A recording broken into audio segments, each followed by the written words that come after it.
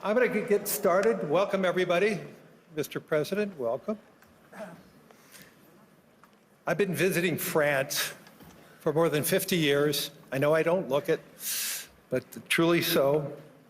And over that time, I've been passionate about visiting France, understanding it, learning about it, learning from it. But mostly, I've been passionate about the debates we have related to the French economy, and importantly, the future of France. What's striking to me about these debates, the debates have actually changed. And the debates have changed over the last decade. Today, I think there's a broad agreement around one single idea, that economic growth matters. Economic growth, as it broadens, reduces polarization. I think that sounds obvious now about the need for economic growth, but not so long ago. It was still an open question whether competitiveness would truly sit at the center of France's economic vision. I think that question has been answered, and President Emmanuel Macron has been the key man driving that shift and answering that question. In fact, you could make an argument that no French leader has led his country at a more pivotal time since World War II. From the onset, President Macron has argued that France must strengthen itself. It must strengthen its defense. It must renew itself in its capacity to innovate, but also importantly, and maybe more importantly today than ever before, and remain engaged in the world. That perspective has defined his presidency and is one that is helping to shape the conversation, the needed conversation about Europe's future. Ladies and gentlemen, please join me in welcoming the President of the French Republic, Emmanuel Macron.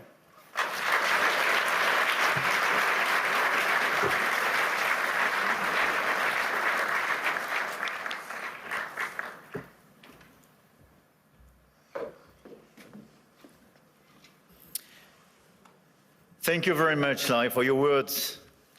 Your Majesties, distinguished heads of state and governments, President Lagarde, ministers, ambassadors, business leaders, ladies and gentlemen. I'm extremely happy to be here, and it's great to be here, as the Financial Times would say. And it's a time of peace, stability, and predictability. So let's try to address the key challenge of this world in a few minutes' time. But it's clear that we are reaching a time of instability, of imbalances, both from the security and defense point of view and the economic point of view. Look at the situation where we are. I mean, a shift towards autocracy against democracy, more violence, more than 60 wars in 2024, an absolute record, even if I understood a few of them were fixed. And conflict has become normalized, hybrid, expanding into new domains, space, digital, information, cyber, trade, and so on. It's as well a shift towards a world without rules,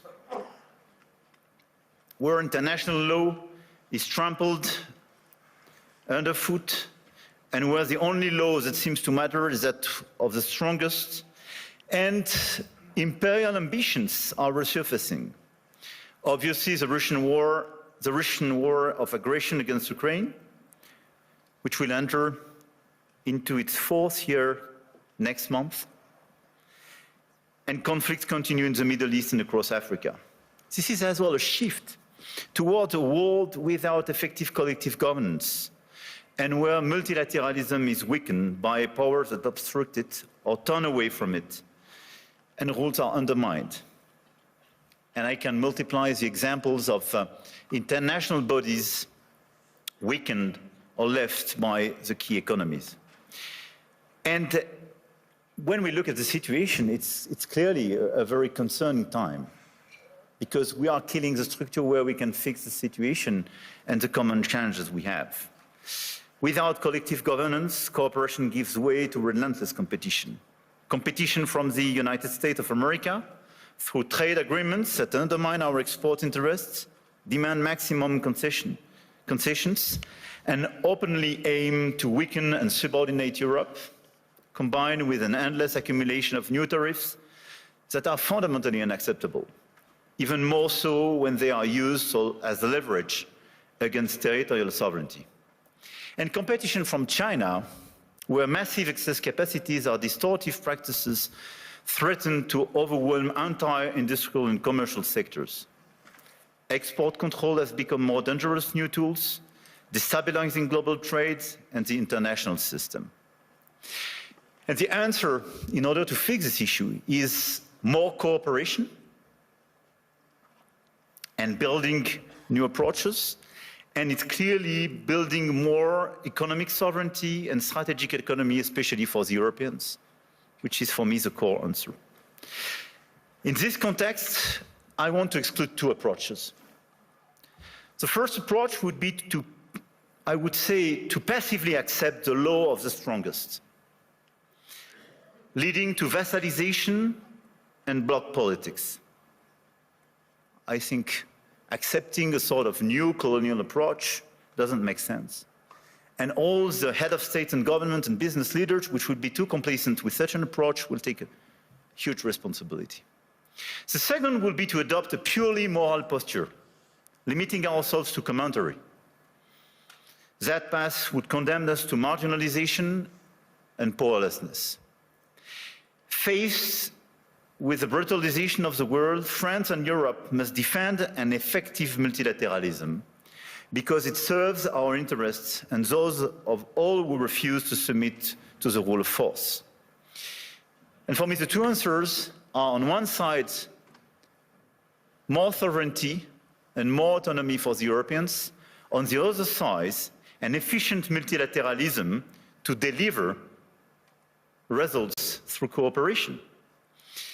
Obviously, France and Europe are attached to national sovereignty and independence, to the United Nations and to its charter. And it's not an old-fashioned way to live multilateralism. It's just not to totally forget what we learned from the Second World War and remain committed to cooperation. And this is also because of those principles that we have decided to join the mutual exercise in Greenland without threatening anyone, but just supporting an ally and another European country, Denmark. Facing this order and this new situation, this year France holds the G7 presidency with a clear ambition to restore the G7 as a forum for frank dialogue among major economies and for collective and cooperative solutions. Trade wars, protectionist escalation, races towards overproduction will only produce losers. This is why addressing global economic imbalances is our key priority. And if we look at the situation, the current imbalances are due to some key phenomena, and we all have to deliver our own agenda. This includes American overconsumption, Chinese underconsumption and overinvestment, and European underinvestment and lack of competitiveness. And these imbalances are also reflected in development gaps, by the way, and we can no longer settle for aid that neither delivers sufficient results nor enables countries to escape poverty.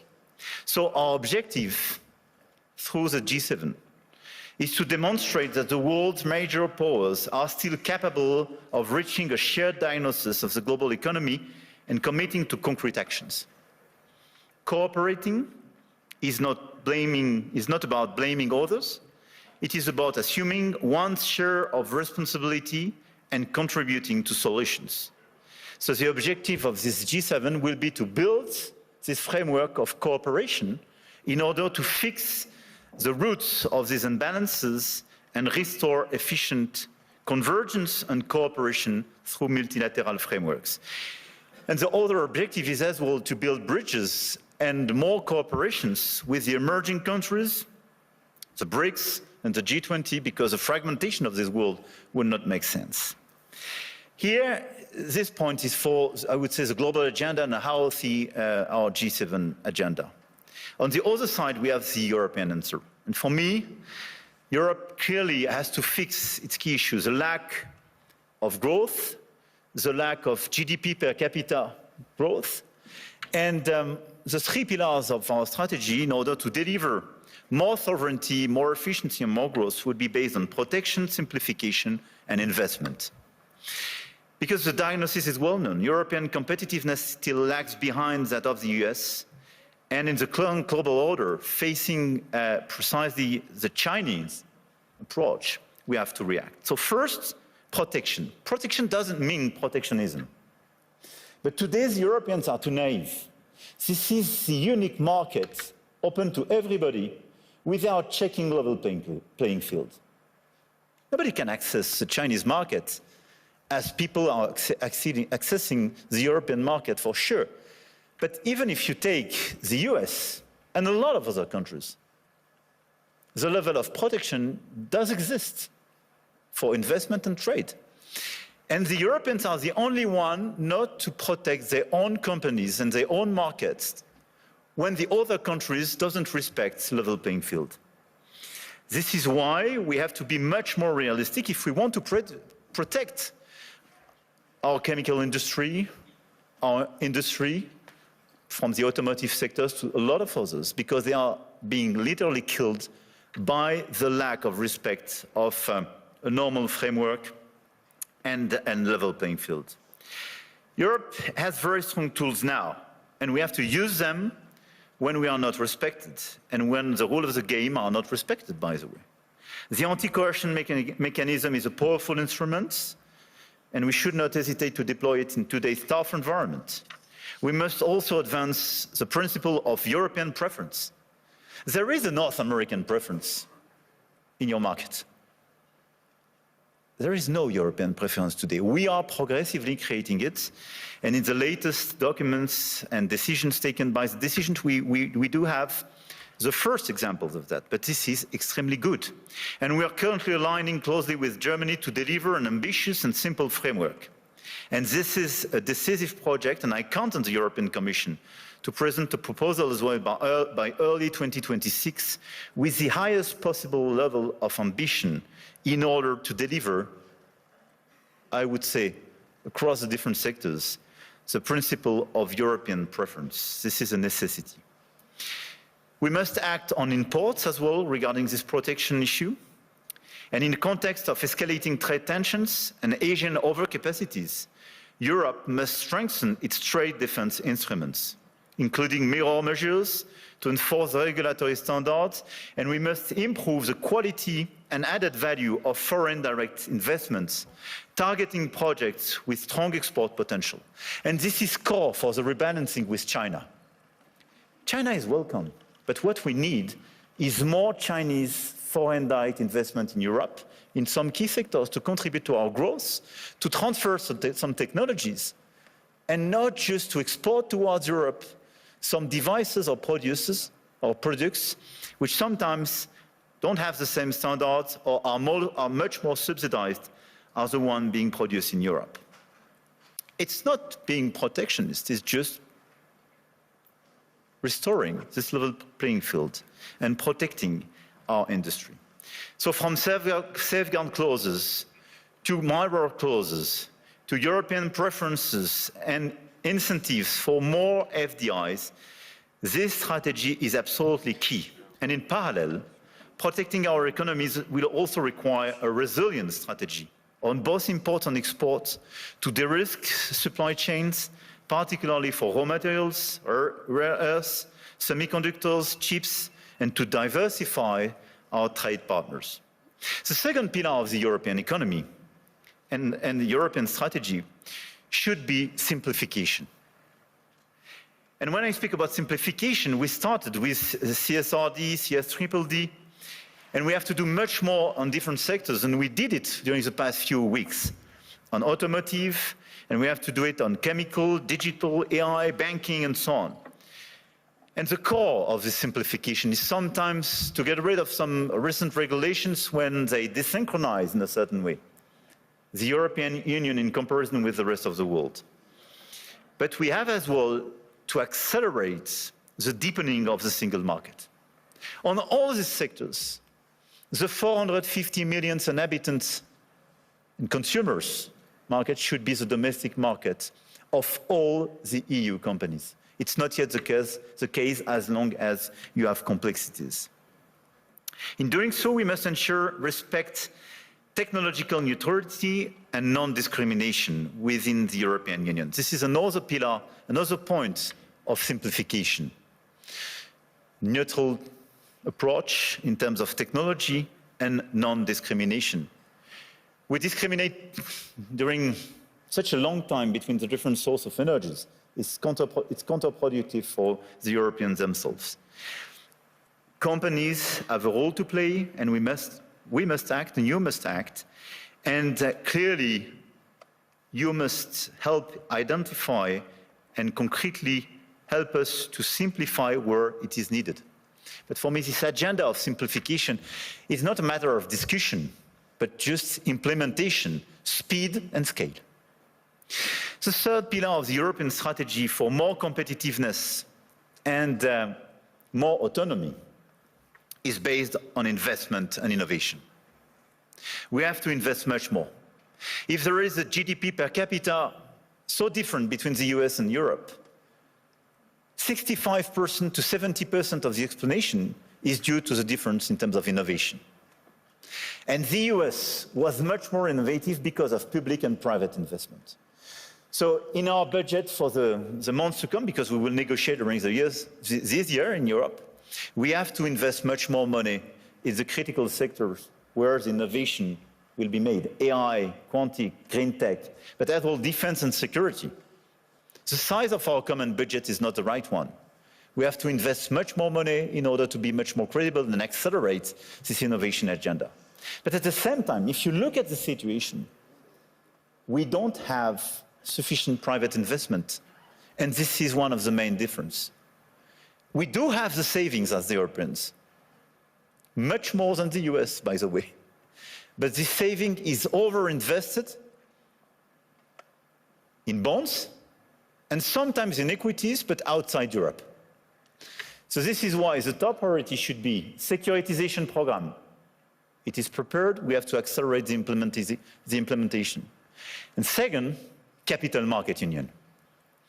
Precisely in order to have more integration and simplification, but to have an efficient capital market union in order to invest much more money and use our savings to be invested on innovation and equity in Europe. This agenda for me is our top priority, both the global and the European one. And it is to be implemented in the months to come, because everything is about acceleration. And France is committed to deliver this agenda. We work very closely with our key partner. And at the same time, our objective for France is to stabilize our results and our macro approach, and to remain the highly attractive country we are. We've been the most attractive country of Europe during the past 6 years, and to consolidate our deep structural reforms and our key advantage. And on top of the business framework we have, I want here to insist on the fact that we have a competitive, stable, low-carbon electricity supply. We exported last year 90 terawatt-hours of electricity, and a low-carbon one, based on our nuclear model. We have world-class innovation and research capabilities, and we will improve them. And we have one of the most vivid and active ecosystem in AI, quantum computing, energy transition, etc., and a lot of the startups and unicorns and large caps of these sectors are with me in my delegation today. And on top of that, let me insist, and I will stop here, on the fact that we have a high-quality infrastructure and large market with strong purchasing power.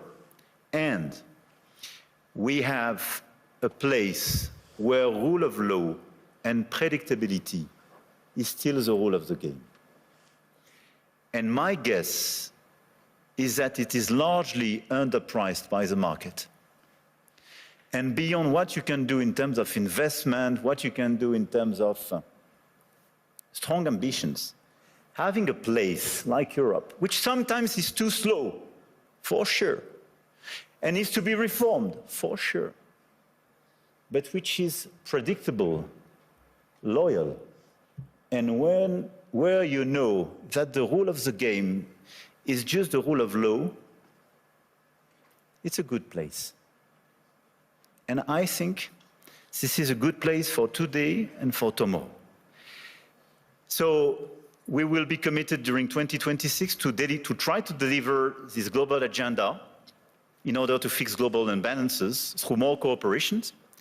And we will do our best in order to have a stronger Europe, much stronger, and more autonomous, based on the pillars I just mentioned, and based as well, and we can revert in the dialogue, but on more investment and commitments on defense and security, because we have to invest much more and invest much more. Because we do believe, and here in the epicenter of this continent, we do believe that we need more growth, we need more stability in this world, but we do prefer respect to bullies, we do prefer science to plotism, and we do prefer rule of law to brutality. You're welcome in Europe, and you are more than welcome to France.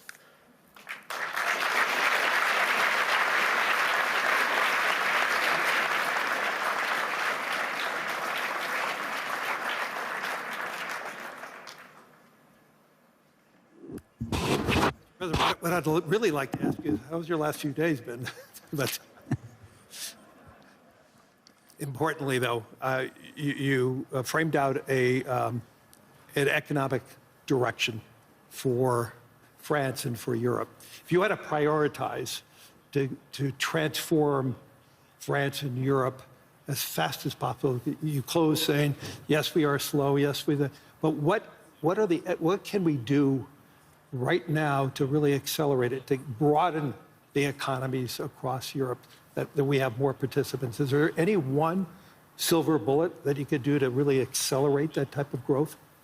I don't think there is one silver bullet, but I think on the very short run, given the situation in some critical sectors, I think the European preference is a necessity because we are desynchronized with the others. And the second one is clearly a big bunch of simplifications. The 28th regime, which is being prepared by the Commission, and the deepening of the single market is key. And this is why I insisted on capital market union. I think if we deliver European preference and capital market union, then here are two game changers. Well, you know, I've been talking about the capital market union in Europe as one of the major hindrances compared to the US. And so, yes, but I do believe, as we witnessed starting last year, and we're starting to see it accelerate this year, you're starting to see more international flows coming back to Europe. And so that is beginning, and so I do believe that will accelerate. But in terms of priorities, if you had to tell the Commission, what should they be more swift in terms of transforming Europe faster, so it can compete with the US, compete with Europe, and exceed China and Europe, China and the US? Look, I think this is the discussion we have clearly with the Commission. We'll have an informal summit in February focused on this topic. Everything was largely drafted by both Letta and Draghi's reports and is well known. I think the difference is that Draghi was before China surpluses vis-à-vis Europe. I mean, we should not underestimate the fact that 2025, for the very first time, $1 trillion. Yeah, China has such a surplus vis-à-vis the rest of the world, 1/3 vis-à-vis the US, 1/3 Europe, 1/3 the rest of the world. But it was $1 trillion. It was bigger than any other time. Yeah, and for the first time, the deficit between Germany and China was a trade deficit for Germany. And this is a game changer for Europe. So this is why, clearly for me, we have to fix this issue. And second, it's about the tariffs. So if I have to tell you what could change the game and our approach for all of us in the year to come, for me it would be a bunch of simplification with all this omnibus package for the Commission, sector by sector, European preference, capital market union, and dismantling of the tariff between US and Europe. Because in such a context, what doesn't make sense is to have tariffs between allies. Right. We have to fix the war in Ukraine. We have to help the Ukrainians to resist and find a sustainable peace. We have to fix prosperity in democracies. I mean, it doesn't make sense to have tariffs and be divided, and even to threaten now with additional tariffs. We can use the crazy thing is that we can be put in a situation to use the anti-coercion mechanism for the very first time vis-à-vis the US if they put additional tariffs. Can you imagine that? This is crazy. This is, I do regret that, but this is a consequence of just unpredictability and useless aggressivity. So what we have to do is to remain very calm, all of us. We have such an agenda with so many opportunities and so many challenges. So let's be focused on peace in Europe. Everybody should be focused to help the Ukrainians to have a sustainable peace. Level playing field and fixing the issues and these imbalances with China, because it's an issue for the Europeans and the Americans. And third, let's be focused on more competitiveness in Europe and this big acceleration, full stop. Throughout the sessions today, and I think during the week, AI is going to be the dominant conversation. And the question is, how does AI develop in Europe? I know there was one conversation already being held on that. What is your vision of AI for France specifically? Look, we are a strong believer, and 1 year ago we organized this AI summit in Paris, and we are one of the most vibrant ecosystems in Europe. We really believe and we are committed on AI because we really think that this is a game changer, not just in terms of productivity precisely and growth, but because this is a true revolution. We have assets in order to do so. You have a grid and you have power too. We have power. And a grid. And low carbon energy. Yeah. No need to have new, coal plants and/or oil production in order to deliver the capacities for AI. This is important. We have 90 terawatt-hour available for more AI activities. We have a national grid, super pilotable. Third, we have available capacities for more data centers and computing capacities. And we are delivering the agenda announced 1 year ago. So we are building these capacities, and Europe was lagging behind the US and others on this field. We have talents, very good data scientists, mathematicians, and so on, and we are increasing our training programs and our capacities, and we have several hubs being identified. And we have a critical ecosystem with LLM champions, but as well, we have startup on AI and quantum, I don't forget them, which are extremely present in all these different fields. One of the best evidence of the attractiveness and this vibrant ecosystem is that Yann LeCun when he decided to leave Meta and set up his own company, established it in France a few weeks ago, which is for me a good evidence. Big win. A big win, and we will do our best to help him to work. This is a global company, but incorporated in France and established in France with these talents. So we have all these assets. But what is important for me now is to invest, to help all the startups and the companies in this sector to do much more and to increase, but to do my best in order to make sure that their domestic market is the EU market and not just the French one. Right. And when we speak about strengthening the single market, this is this point. And this is a game changer, because it means your domestic market is not just 68 million inhabitants, but 450 million. It's super important. And it's important for Europe to have that unified grid, which it does not have yet. Exactly. So, for the remaining time, is there any one message that you really want to push over the course of your remaining term that really will resonate, not just resonate for France, but resonate for the world? Look, I really believe that we are in these very challenging times, and you mentioned some of these challenges in your speech. I did in mind, and unhappily, we were even not totally complete. Mm-hmm. And at the same time, we see the level of investment in this world, in the current environment, and the ongoing revolution. This level of investment has no comparison with what happened during the past years, not to say decades. So my main message would be, let's not be shy. Let's not be divided. Let's not accept a global order which will be decided by those who claim to have I would say, the bigger voice or the bigger stick or the bigger one, I don't know. But let's focus on just common interests and common challenges. We know what we have to fix: growth, peace, climate. And we should not forget climate in this current agenda. We want peace, we want growth, we want climate. And investment, innovation, everything should be dedicated to fix these three issues. And in order to fix these three issues, let's focus on the key investments, the key innovation, but our ability to cooperate as well. And let's be clear, Davos was founded for restoring a global discussion, having a global discussion between business leaders, but as well governments and so on.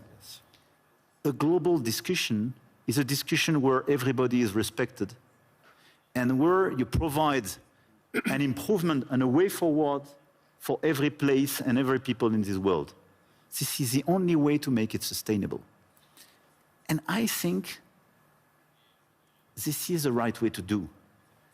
And even if this is less present in the global debate today, we should focus much more on this approach.